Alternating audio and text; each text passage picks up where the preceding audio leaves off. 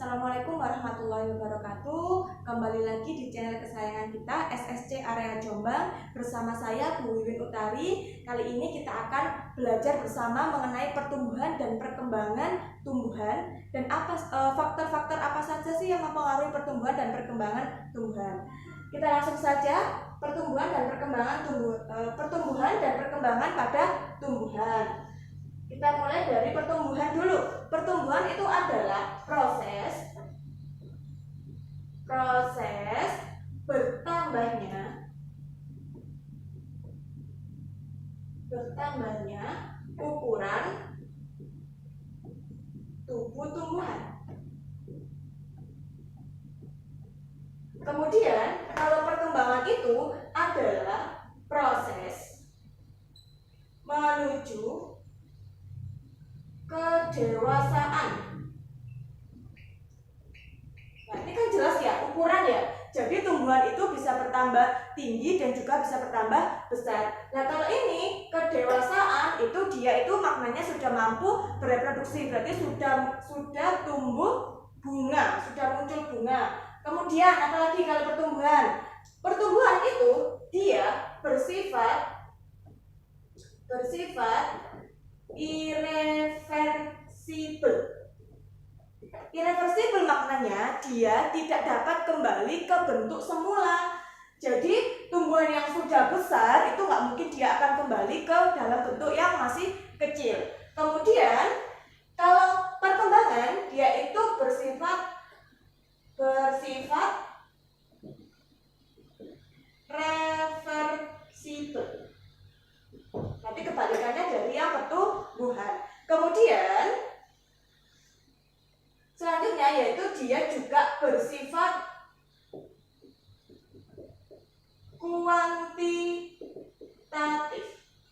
Yaitu kuantitatif itu maknanya bisa diukur. Jadi kita bisa mengukur tinggi tumbuhan, besar tumbuhan, jumlah daun, itu namanya bersifat kuantitatif. Kemudian kalau perkembangan itu dia bersifat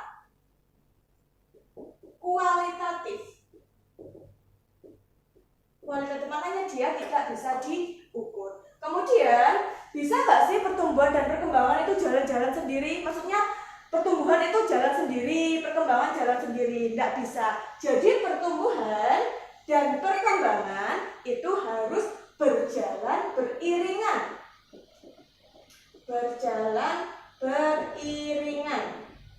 Biasanya kalau tumbuh itu juga berkembang. Kemudian kita ke selanjutnya yaitu faktor-faktor apa saja sih yang mempengaruhinya.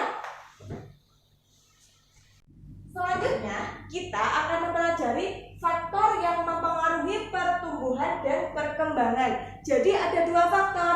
Faktor yang pertama adalah faktor internal, yaitu dari dalam tubuh tumbuhan. Kemudian yang kedua adalah faktor eksternal.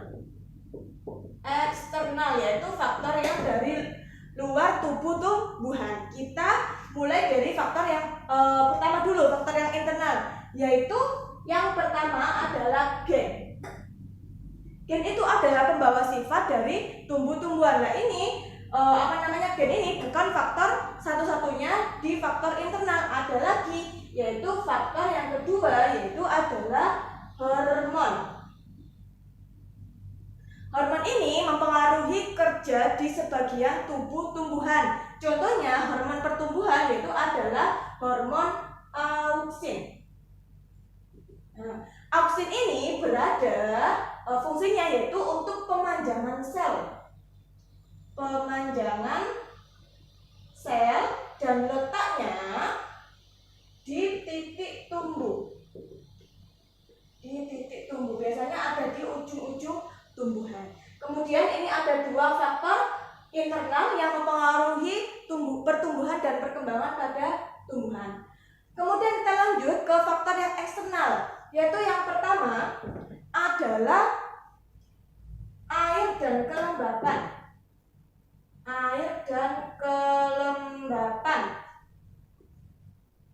Air merupakan faktor yang sangat penting. Ya kan, air itu faktor utamanya. Kalau tidak ada air, itu tumbuhan juga bisa akan mati. Di sini air itu untuk berfungsi sebagai proses fotosintesis. Jadi membantu untuk proses fotosintesis.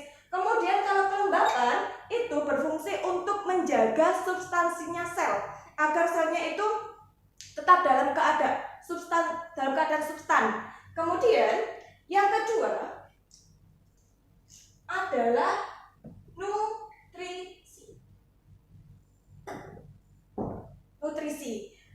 Tumbuhan membutuhkan nutrisi yang terlarut dalam air.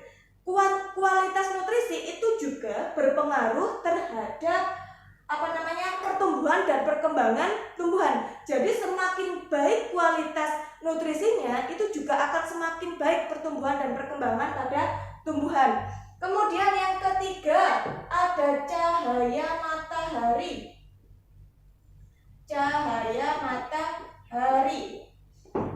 matahari itu juga membantu dalam proses fotosintesis. Jadi ini sangat perlu untuk proses fotosintesis bagi pertumbuhan dan perkembangan tumbuhan. Kemudian faktor yang keempat adalah tanah. Tadi kan ada ya nutrisi air. Nah, di tanah itu kan ada nutrisinya, ada nutrisi. Kemudian di sini juga ada unsur hara. Kemudian ada airnya juga kan? Ada airnya juga di tanah.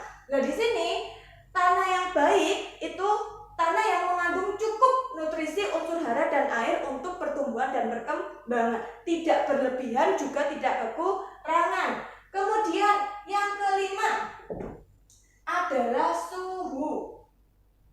Nah, ini suhu setiap tumbuhan itu berbeda-beda. Suhu optimal setiap tumbuhan itu berbeda. Apa sih fungsinya suhu itu? Agar kerja sel-sel di dalam tubuh itu bekerja secara maksimal. Contohnya seperti ini. Biasanya padi kalau ditanam di awal kemarau itu hasilnya akan lebih banyak atau lebih baik daripada di musim yang dingin atau musim penghujan. Itu adalah 5 faktor eksternal yang mempengaruhi pertumbuhan dan perkembangan pada tumbuhan. Sekian materi pertumbuhan dan perkembangan kali ini. Kalau ingin belajar lebih lanjut, jangan lupa daftar di LBP SSC. Ada di 3 tempat, Jombang, Mojo Agung, dan Ngoro. Sekian dari saya, mohon maaf kalau ada salah. Wassalamualaikum warahmatullahi wabarakatuh.